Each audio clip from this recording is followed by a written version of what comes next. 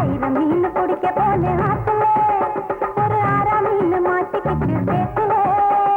கல்யாணத்தை சொல்லி கூட்டா நேரல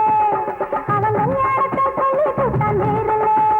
என்ன கைப்பிடிச்சு கொண்டாடுவான் தேரல ஊருல ஐர மீன் பிடிக்க போன ஆத்துல